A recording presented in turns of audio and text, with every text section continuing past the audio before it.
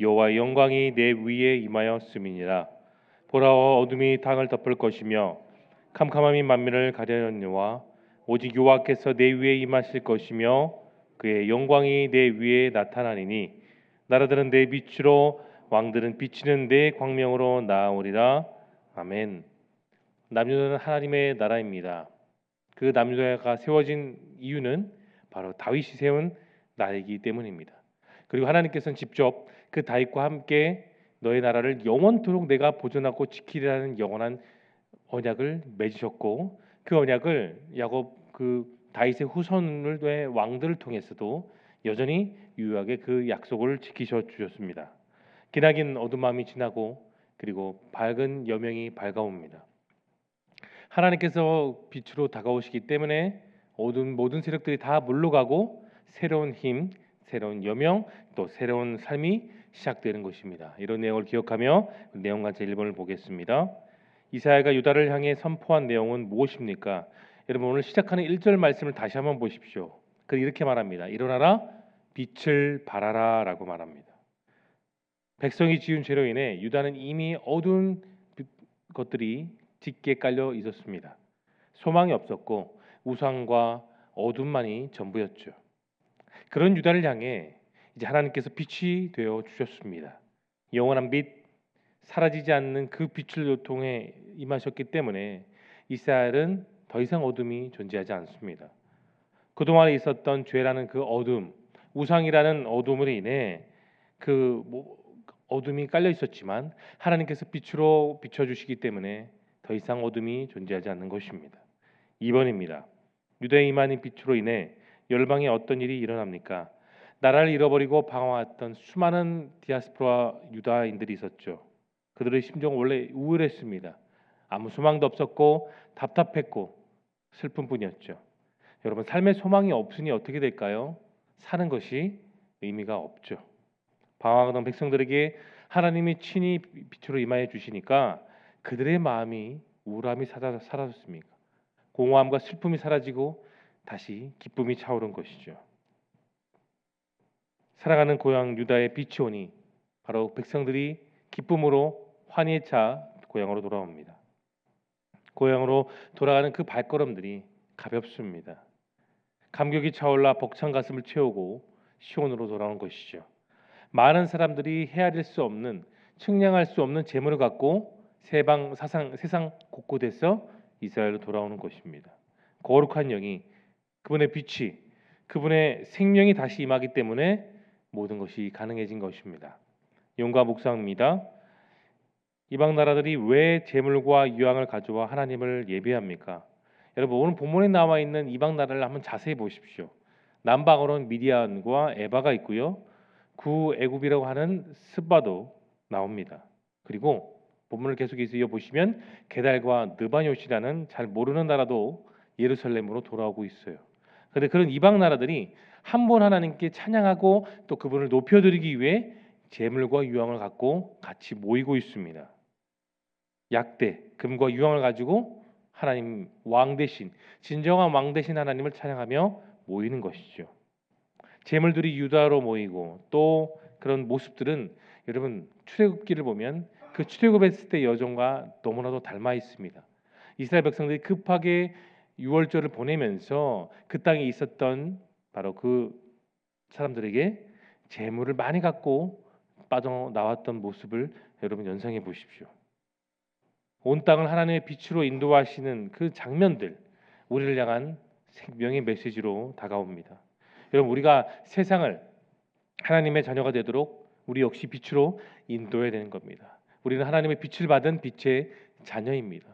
우리가 세상의 빛이 자녀로서 또 소금으로서 세상을 빛으로 비치고 말씀으로 소금을 정화시키는 그 역할은 성경에 담겨져 있는 그 유다 백성들뿐만 아니라 말씀을 전하고 듣는 저와 여러분 모두가 같이 행해야 될 귀중한 일입니다.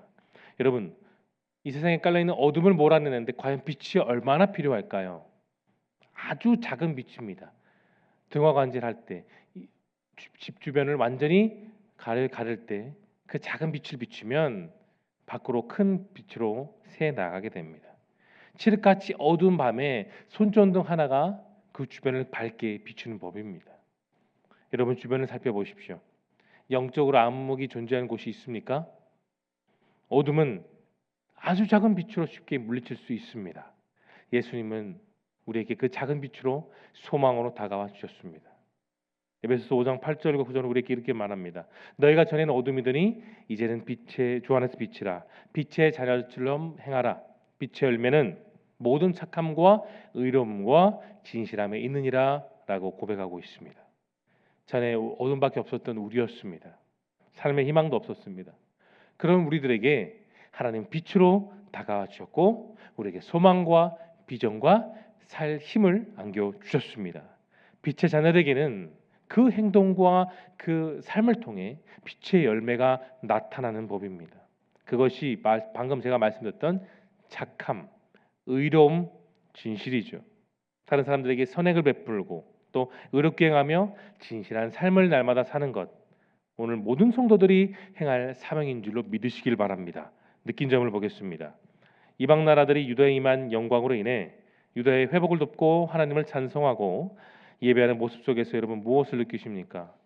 여러분 이방 나라들이 스스로 그렇게 재물과 유황과 약대를 갖고 각각 세상 곳곳에서 바로 이 남유다로 모인 것이 아니에요. 스스로가 모인 것이 아닙니다.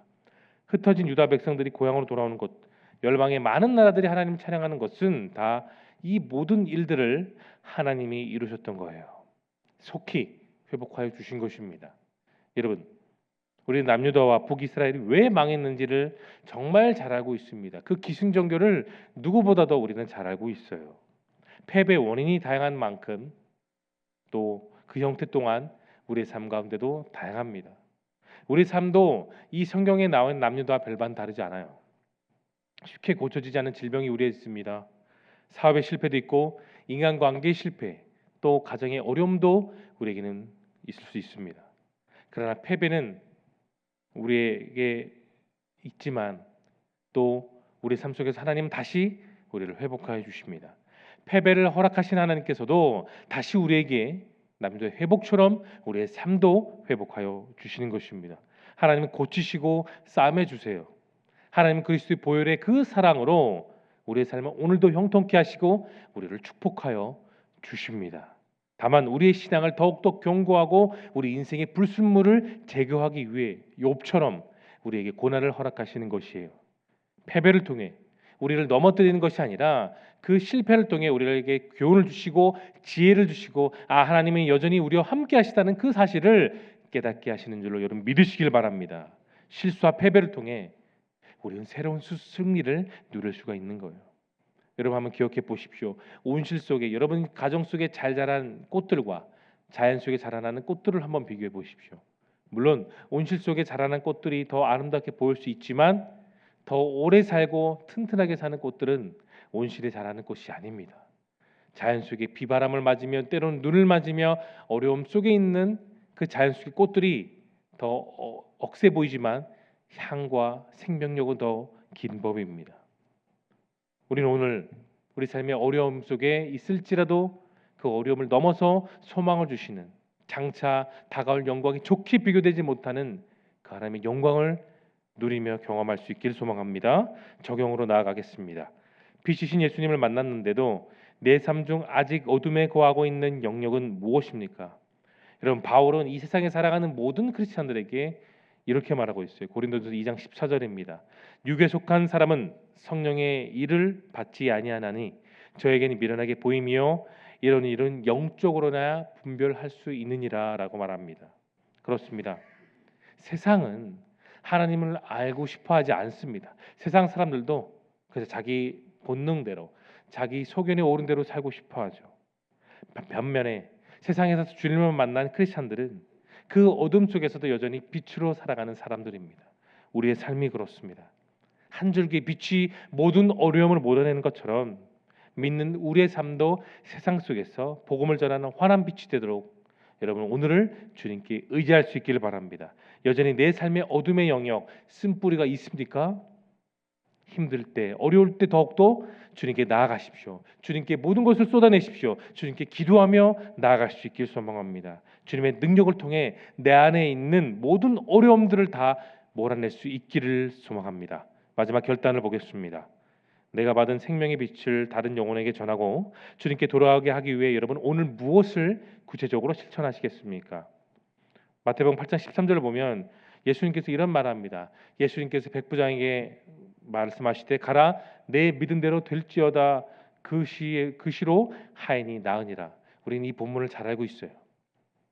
신실한 백부장의 믿음으로 하인의 병을 고쳤습니다. 백부장은 말씀을 몰랐습니다. 성경도 잘 모르는 이방인 로마 군인이었어요. 그런 그가 예수님을 찾아왔습니다. 그리고 말씀만 하시오면 주님 말씀만 해주세요. 그 말씀을 통해 제 아픈 하인이 나을 줄로 믿습니다. 예수님 말씀하셨습니다. 내가 여태껏 많은 사람을 만났지만 이와 같은 믿음을 본 적이 없느니라고 하셨습니다. 여러분 신앙의 본질은 이런 확신 위에 또 실천을 필요합니다. 내게 주신 구원을 확신하면 그 마음의 감격으로 여러분 오늘 삶을 구체적으로 실천하십시오. 나머지는 다 하나님께서 하십니다. 있는 모습 그대로 성도의 삶 속에서 빛의 역할을 감당하며 그런 확신으로 주어진 오늘을 주님과 동행하며 살아갈 수 있는 저와 여러분 모두가 될 수 있기를 예수님의 이름으로 축원합니다. 이 시간 함께